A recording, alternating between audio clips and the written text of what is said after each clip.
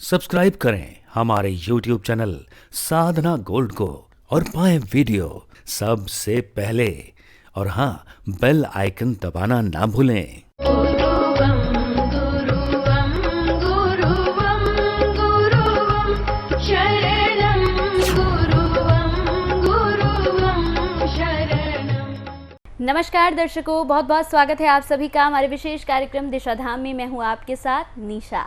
दर्शकों, दिशा धाम एकमात्र ऐसा कार्यक्रम है जिसके साथ आप जुड़ते हैं तो आपके जीवन में निश्चित रूप से आप बदलाव पाते हैं। बदलाव के साथ साथ अगर आप चाहते हैं कि आप अध्यात्म की ओर बढ़ें, अध्यात्म की ओर बढ़कर आप अच्छे कार्य करें, तो भी आप हमारे इस कार्यक्रम के साथ जुड़ सकते हैं। तो चलिए अपने आज के विशेष कार्यक्रम को शुरू करते हैं। हमारे साथ स्टूडियो में मौजूद हैं गुरु माँ तपेश्वरी नंदा जी। चलिए मिलकर उनका स्वागत कर लेते हैं। बहुत बहुत स्वागत है गुरु माँ आपका। तो दर्शकों, अपने आज का विशेष कार्यक्रम हम शुरू करेंगे और शुरू करने के साथ ही यहाँ पर मैं प्रश्न पूछूंगी गुरु माँ से, जो कि बड़ा महत्वपूर्ण प्रश्न है। गुरु माँ, जिस तरह से अगर मैं बात करूँ तो दिशा धाम में आपका जो श्री चक्र है और विजेता यंत्र की अगर मैं बात करूँ तो जो लोग आपसे दीक्षा लेते हैं, ये उन्हीं के लिए कारगर है या फिर प्रत्येक व्यक्ति के लिए कारगर है? इसके बारे में जानकारी दें। जी निशा जी, देखिए, पहले तो मैं आपको विजेता यंत्र के विषय में बता दूं, क्योंकि जब हम श्री चक्र की बात करेंगे तो श्री चक्र जो है वो विजेता यंत्र के आधार पर ही बना है। इसलिए सर्वप्रथम हमें विजेता यंत्र को समझना आवश्यक है। विजेता यंत्र हमारे 15 के यंत्र पर आधारित है। 15 के यंत्र में हमारे जीवन की 9 गतिविधियां हैं। पहली हमारा कैरियर, दूसरा हमारा विवाह, प्रेम, बड़े बूढ़ों का आशीर्वाद, तीसरा हमारी प्रॉपर्टी, अदृश्य पावर, पूर्वजों का स्थान, यानी पूर्वजों का जो हमारा स्थान है, जिसे हम पितृदोष भी कहते हैं। अगर किसी के, ये हम शाल्विक में सिखाते हैं कि अगर किसी की कुंडली में ये नंबर नहीं है तो इससे हमारे जीवन में क्या दोष बनते हैं, ये हम 1 से लेकर 9 तक की संख्या में ही बता देते हैं कि आपके जीवन में क्या आपको प्राप्त हुआ है और क्या नहीं प्राप्त हुआ है। तो हमारा तीसरा नंबर मैंने बताया प्रॉपर्टी, पूर्वज, अदृश्य पावर। चौथा स्थान होता है धन का। 5वां स्थान होता है माता पिता, गुरु और भगवान का। अगर हम वास्तु की बात करते हैं तो ये भी जो है हमारी दिशाओं के अनुसार हमारे घर में जो पूर्व, पश्चिम, उत्तर, दक्षिण, ये जो दिशाएं होती हैं, इनमें भी ये अगर हम 15 के यंत्र को हम रखते हैं तो दिशाओं से ही वास्तु भी हम ठीक कर सकते हैं। हमें देखना है कि कौन से संख्या में हमें कौन सा स्थान है, उस पर हमें अगर धन की आवश्यकता है तो हमें क्या करना है, हमें कैरियर की आवश्यकता है तो हमें क्या करना है। इस तरह से हम अपना वास्तु भी उससे ठीक कर सकते हैं। यदि हम 5 नंबर की बात करते हैं तो 5 नंबर वास्तु के अनुसार भगवान का स्थान है, ब्रह्म स्थान कहलाता है। और अगर हम अपनी हॉरोस्कोप बनाते हैं, जो कि हम शाल्विक भी हमारा इसी 15 के यंत्र पर आधारित है, उस हॉरोस्कोप में अगर हम देखते हैं तो हमारा माता पिता, गुरु और भगवान, ये हमारा स्थान होता है 5वां। अब छठा नंबर जो होता है ये हमारा होता है सामाजिक दायरा, यानी हमारे रिश्ते नाते, जो हमारे साथ काम करने वाले व्यक्ति हैं या हमारे परिवार में, समाज में जिनसे हम मिलते हैं जुलते हैं, ये हमारा सामाजिक दायरा 6 नंबर। 7वां हमारा होता है संतान या कर्मफल। दोनों हमने इसलिए कहा है क्योंकि जो कार्य हम करते हैं उसका कर्मफल हमारा 7 नंबर है, और अगर हमने विवाह किया है तो हमारे विवाह का कर्मफल हमारी संतान है। तो 7 नंबर दर्शाता है कर्मफल और संतान को। 8 नंबर हमारी बुद्धि को दर्शाता है। 9 नंबर हमारे नाम यानी कीर्ति, यश, कीर्ति को दर्शाता है, यानी नेम फेम हमारा जो है 9 नंबर से आता है। अब ये जो 9 नंबर की संख्याएं हमने दी हैं, इसी 9 नंबर पर हमारा विजेता यंत्र बना है। और ये जो 9 संख्याएं हैं ये माता के 9 रूपों का ही प्रतीक है। 9 रूप, अगर आप जैसे नवरात्रों की बात करते हैं तो एक एक दिन के माता के स्वरूप का अलग अलग हमने देखा है कि पहली माता हमें क्या देती हैं, दूसरा हमें क्या है, तीसरा में क्या है। तो ऐसे ही ये 9 जो स्वरूप हैं ये हमें संपन्नता देते हैं। और ये हमारा जो 9 संख्याओं का हमने जो 15 का यंत्र बताया है, इनका अगर हम टोटल किसी भी एंगल में करते हैं तो हमारा टोटल 15 ही आता है। 15 को संपन्नता का यंत्र कहते हैं। इसमें हमारे जीवन की सभी एस्पेक्ट, सभी आवश्यकताएं हैं जो कि हमें जीवन भर जन्म से लेकर मृत्यु तक चाहिए। धन आपको चाहिए, कैरियर आपको चाहिए, बुद्धि चाहिए, कर्मफल चाहिए, नेम फेम भी हर आदमी चाहता है, और इसके अलावा माता पिता और गुरु का सहयोग भी प्रत्येक व्यक्ति चाहता है। तो यही सब कुछ हमें जीवन भर चाहिए और इन्हीं के लिए हम जीवन भर संघर्ष करते रहते हैं।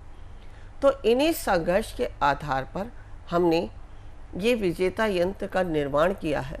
इस विजेता यंत्र में 9 डायरेक्शन होती हैं, जिनमें जो सेंटर होता है वह स्थान गुरु का होता है, और जो हमारे इससे जो रेंज निकली गोलाकार आकृति में होता है, इससे जो 8 दिशाओं में रेंज निकल रही है वो हमारी जो 8 गतिविधियां हैं, जो हमारा 9वां भगवान का गुरु का स्थान छोड़कर जो 9 और 8 और गतिविधियां रह जाती हैं उनका प्रतीक है।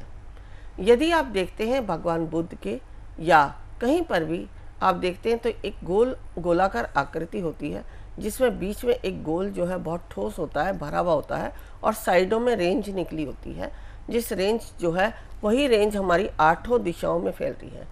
यानी जो सेंटर में गुरु और भगवान बैठे हैं वही हमें 8 दिशाओं में जो हमारी अपनी रेंज से, अपनी ओरा से संपन्नता की ओर लेके जाते हैं। तो ये विजेता यंत्र हमारे 9 गतिविधियों के आधार पर बना है, संपन्नता के आधार पर बना है। हमारे जीवन की जितनी भी एस्पेक्ट हैं, जितनी भी गतिविधियां हैं, जो हमारी आवश्यकताएं हैं, उन्हीं के आधार पर बना है। दूसरा, हमें अगर हम इसकी गणना करते हैं तो हमें ये जो है लक्ष्मी का भी प्रतीक है। ये हमारे शनि दोष को शांत करता है और लक्ष्मी की प्राप्ति कराता है, क्योंकि 17 ग्राम चांदी में बनाया जाता है। 17 ग्राम का अगर आप टोटल करते हैं 7 और 1 8 होता है, 8 नंबर शनि का होता है। तो ये शनि के ग्रह को शांत करके हमें लक्ष्मी की प्राप्ति भी कराता है। अब हम यहाँ चर्चा करें कि ये जो हमारा विजेता यंत्र है ये सिर्फ दीक्षित लोगों को ही धारण करना चाहिए या प्रत्येक व्यक्ति इसको धारण कर सकता है। देखिए, कुछ लोग होते हैं जो दीक्षित होते हैं। मैं अगर ये बात कहूँ कि ये गुरु का प्रतीक है, क्योंकि जो भी कोई इसको धारण करता है उसके पास गुरु के द्वारा जो आशीर्वाद प्राप्त है, यानी मैंने जो अभी बताया कि गुरु सेंटर में बैठा है और 8 दिशाओं में उसकी रेंज आपके प्रत्येक घर को देख रही है, तो उन प्रत्येक घर से जो भी कोई आपकी आवश्यकता की पूर्ति होनी है उनकी पूर्ति उस गुरु के द्वारा होती है। तो ये जो रेंज है, जब हम इसको धारण करते हैं, एक तो हमने जो गुरु से दीक्षा प्राप्त की है उसमें हमें गुरु संप्राण हो गया, हमारी प्राण ऊर्जा को जागृत करता है, ऊर्जान्वित करता है। उसके साथ ही साथ हम अगर ये विजेता यंत्र भी धारण कर लेते हैं तो हमें, जैसे अगर हम बात करें कि सोने पे सुहागा, हमने एक तो गुरु की ऊर्जा ली, दूसरा उनके द्वारा प्राप्त यंत्र भी धारण किया है, तो हमें डबल कार्य करता है। हम अगर कभी गुरु मंत्र या गुरु के प्रति कभी हम ध्यान नहीं जाता है हमारा, या हम मंत्र से कभी हम ऐसे ऐसे कार्यों में फंस जाते हैं कि जहां हमें मंत्र जप करने का ध्यान ही नहीं रहता या समय ही नहीं रहता। कभी कभी मनुष्य इतना दुखी भी हो जाता है कि उसके दुखों के कारण उसे जो अच्छा करना या परमात्मा का नाम है या गुरु का मंत्र है वो उस समय उसे याद ही नहीं आता। यदि उसके गले में यह विजेता यंत्र है तो उसके चाहे वह मंत्र जपे या ना जपे तो भी उसके जीवन में उसकी आवश्यकताओं की पूर्ति होती रहती है, और जो दुख उसके जीवन में आया उस दुख से भी वह बड़ी आसानी से निकल जाता है। तो ये तो हुआ गुरु से दीक्षित लोगों के लिए। अब जो लोग गुरु से दीक्षित नहीं है वह भी इस विजेता यंत्र को धारण कर सकते हैं, क्योंकि हमने पहले बताया है कि बहुत सारे परिवार ऐसे हैं जो गुरु नहीं बना पाते। उनके कुछ कारण होते हैं, या अपने परिवार में सामंजस्य बनाए रखने के लिए कभी कभी अगर हम मान लो एक व्यक्ति गुरु बनाता है और दूसरे लोग उसको नहीं पसंद करते हैं तो व्यक्ति अपने परिवार के कारण गुरु को नहीं बना सकता। तो ऐसी स्थिति में भी आप विजेता यंत्र को धारण करते हैं तो गुरु का सानिध्य आपको प्राप्त होगा, और जो कार्य आपके गुरु की दीक्षा के द्वारा आपके पूरे होते हैं वही समस्त कार्य आपके इस विजेता यंत्र से भी पूर्ण हो जाते हैं। अब ये विजेता यंत्र जो है, अगर कोई बच्चा आपका पढ़ाई में कमज़ोर है, उसका ध्यान नहीं लगता है, उसकी याद शक्ति कमज़ोर है या शारीरिक दुर्बलता है, ऐसी अवस्था में अगर आप अपने बच्चों को भी ये धारण कराते हैं तो उसमें भी जो है गुरु की ऊर्जा कार्य करती है। क्योंकि एक तो ये चांदी से बना होता है, दूसरा हमें जो इसको चार्ज करने का तरीका है वो 17 दिन पानी की तेज़ धार से इसको चार्ज किया जाता है। जब इसको पानी की तेज़ धार से चार्ज किया जाता है तो जो गुरु के को जो सेंटर में गुरु बैठा है उसकी ऊर्जा तेज़ी से बाहर की तरफ प्रवाहित होती है।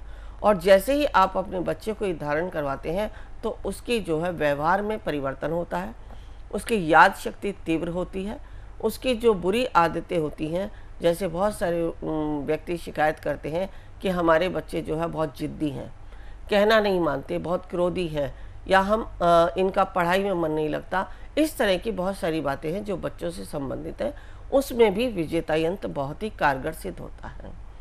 अब कुछ ऐसे व्यक्ति होते हैं जो कि अपनी स्कूली शिक्षा पूर्ण कर ली है, कार्य क्षेत्र में भी जा रहे हैं, लेकिन उनको कार्य क्षेत्र में कोई सफलता नहीं मिल रही है, वहाँ उनको मान सम्मान की कमी मिलती है, कोई स्टाफ में उनको जो है वो सम्मान नहीं देता जो उनको मिलना चाहिए उनकी योग्यता के अनुसार।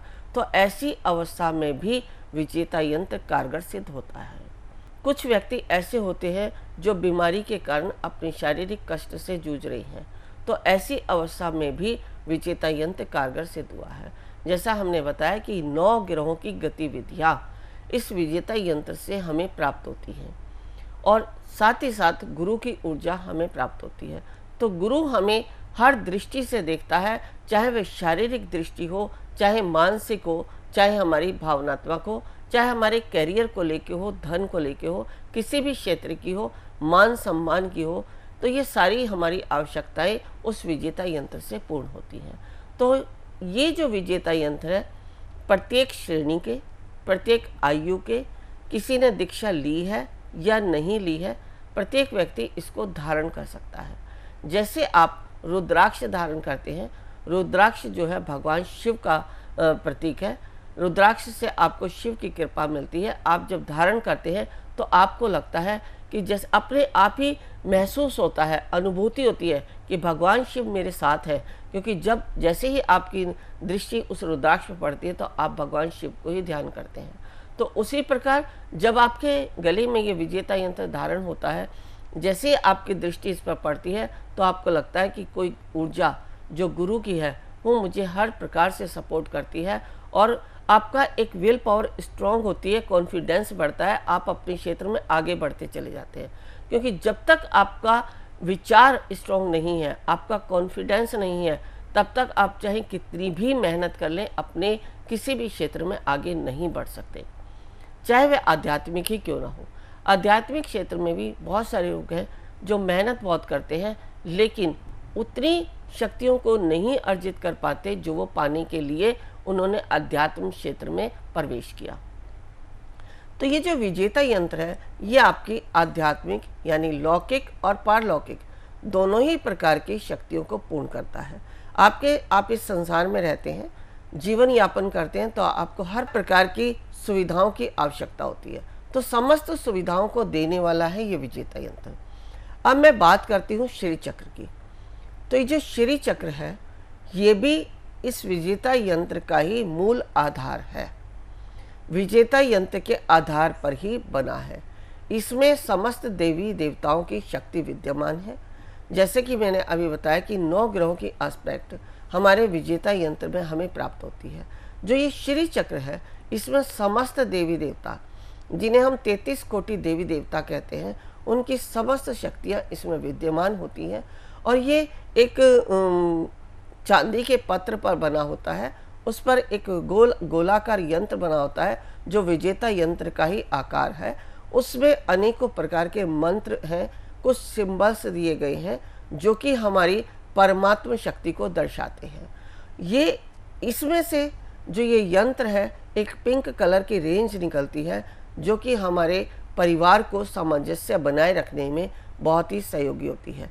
पिंक कलर की रेंज हमारी संपन्नता का प्रतीक है। जैसे अगर मैं जयपुर की बात करती हूँ तो जयपुर को भी पिंक सिटी इसीलिए कहा गया है क्योंकि वहाँ पर भी वहाँ के राजा ने किसी समय में इस यंत्र को जमीन में लगवाया था। तो ये जो विजेता यंत्र है ये इंडिविजुअल वर्क करता है, और जो श्री चक्र है ये पूरे परिवार के लिए कारगर सिद्ध होता है। ये पीढ़ी दर पीढ़ी काम करता है, और ये जो विजेता यंत्र है ये आपको इंडिविजुअल जिस व्यक्ति के लिए बना है उसी के लिए काम करता है। वही व्यक्ति जीवन भर इसका उपयोग कर सकता है, दूसरा कोई व्यक्ति इसका उपयोग नहीं कर सकता। लेकिन श्री चक्र अगर आपने लिया है, अगर आपका मकान स्वयं का है तो आप अपने घर के ज़मीन में मध्य भाग में यानी सेंटर में जो ब्रह्म स्थान है उसमें वहाँ दबवा दीजिए। यदि आप अपने मकान में दबवा देते हैं तो उस घर में, उस परिवार में जो भी कोई व्यक्ति वहाँ रहता है वो सदैव संपन्न रहता है, उस परिवार में खुशहाली रहती है, सभी का आपसी प्रेम बना रहता है। हाँ, इसमें एक दोष है जो कि अगर किसी ने इस यंत्र को चुरा लिया तो आपकी संपन्नता चली जाती है। तो इस यंत्र को बहुत संभाल के रखा जाता है, बहुत गुप्त तरीके से रखा जाता है, किसी को इसके विषय में बताया नहीं जाता। भविष्य में कभी ऐसा होता है कि हमें मकान बदलना पड़ जाता है, हमारा कहीं ट्रांसफ़र हो जाता है या हम कहीं और चले जाते हैं, तो उस यंत्र को वहाँ से निकाल कर अपने साथ ले जाए। इसके अलावा यदि उस परिवार में जो भी कोई व्यक्ति रह रहा है, जैसे आपके घर में आपने रखा, आपके पुत्र का विवाह हुआ, वह पुत्र जो है उस घर से अलग हो गया, तो वह संपन्नता उस पुत्र को प्राप्त नहीं होगी। जब तक वह उस चूल्हे से खाना खाता रहेगा जहाँ वह यंत्र है, तब तक उसकी संपन्नता बनी रहेगी। जैसे ही उसका चूल्हा उस घर से अलग हो जाता है, वैसे ही उसकी संपन्नता भी चली जाती है। यहाँ मैं उस संपन्नता की बात करी जो श्री चक्र से प्राप्त हुई है, जो उनके कर्मों के अनुसार है वो उनके कर्मों के अनुसार उनको मिलती रहेगी, लेकिन जो आपने श्री चक्र से अर्जित की है वो वहीं पर समाप्त हो जाएगी। प्रत्येक व्यक्ति का अपना कर्म होता है, अपना भाग्य होता है, अपने भाग्य के अनुसार सभी को संपन्नता मिलती है। लेकिन कभी कभी हम चाहते हैं कि हमें और संपन्न हो जाए, हमें ज़्यादा मेहनत ना करनी पड़े, हमारे काम आसानी से होते रहें। जैसे हम परमात्मा का नाम लेते हैं, परमात्मा को धन्यवाद करते हैं, परमात्मा से मांगते हैं, तो हमें ना जाने कहाँ से कब कैसे प्राप्त हो जाती है। ऐसे ही आपको इस श्री चक्र को धारण करने से भी समस्त सुविधाएं अपने आप प्राप्त होती चली जाएंगी। आपको लगेगा कि आपका घर एक ऐसा स्थान है जहां परमात्मा वास करते हैं। तो ये जो श्री चक्र है ये हमारा पीढ़ी दर पीढ़ी काम करता है। यदि आपकी उस घर में रहने के बाद जो आपके पुत्र हैं, फिर उनके भी पुत्र हैं, अगर वह उसी घर में रहते हैं तो यह संपन्नता लगातार चलती रहती है। और अगर आपने छोड़ दिया तो वह संपन्नता वहीं रह जाएगी। लेकिन ये याद रखें कि जब भी आप उस मकान को छोड़ते हैं तो उसी मकान से उस यंत्र को निकाल लें और फिर दूसरे मकान में आप उसको स्थापित कर लें। तो ये जो यंत्र है, श्री चक्र है, ये हमारी संपन्नता का प्रतीक है। इसे कोई भी व्यक्ति किसी भी अवस्था में, चाहे वह दीक्षित है या नहीं है, दोनों ही प्रकार के, दोनों ही श्रेणी के व्यक्ति इसको धारण कर सकते हैं, क्योंकि ये लॉजिकल रूप से बनाया गया है। ये कोई सामान्य यंत्र नहीं है। तो इस यंत्र को आप अवश्य धारण करें और जीवन में संपन्नता को प्राप्त करें। बिल्कुल दर्शकों, और अगर आप इस यंत्र को मंगवाना चाहते हैं तो वो भी आप मंगवा सकते हैं। अगर आप इस चक्र को मंगाना चाहते हैं तो आप मंगा सकते हैं संस्थान से। संस्थान के नंबर लगातार टीवी स्क्रीन पर हम फ्लैश कर रहे हैं। इन नंबर्स पर संपर्क करके आप दोनों चीज़ों को मंगा सकते हैं। और क्या क्या लाभ इससे होगा और किस तरह से लाभ होगा, कहाँ आपको इसे रखना है, किस तरह से रखना है, ये तमाम चीज़ें यहाँ पर गुरु माँ ने हमें बताई हैं। तो चलिए, वक्त हो चला है आपसे विदा कहने का। समय की कमी है, लेकिन फिर भी पूरा प्रयास गुरु माँ का होता है कि आप तक जानकारी की और ज्ञान की तमाम बातें वो पहुंचा सके। बहुत बहुत शुक्रिया गुरु माँ आपका, आप जुड़िए, आपने अपना कीमती समय दिया, बेहद शुक्रिया आपका। नमस्कार। ऋषिकेश में जो हम शिविर कराने जा रहे हैं, हमारा उद्देश्य है कुंडलिनी जागरण।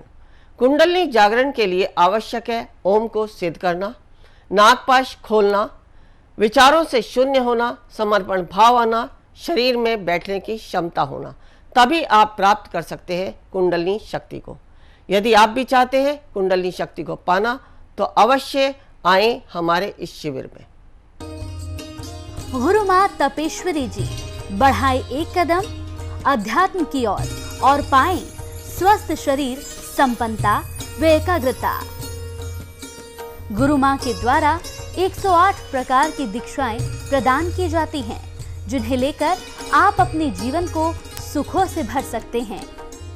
आप गुरु माँ से ध्यान व उपचार पद्धतियाँ सीख सकते हैं, जैसे मुद्रा विज्ञान, साधना से सिद्धियों की ओर, तत्व ज्ञान, लामा फेरा, तनाव, डिप्रेशन, पागलपन, नजर दोष, टोने टोटके में अत्यंत प्रभावी, योग माया, रोगी को रोग मुक्त करना, हुंकार विद हलीम बौद्धिक, विकास एवं लक्ष्य प्राप्ति हेतु, टिंटी सर्कल, एकाग्रता बढ़ाने के लिए।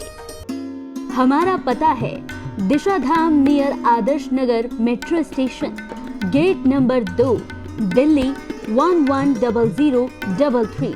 Phone number 8287676694, 9643297059।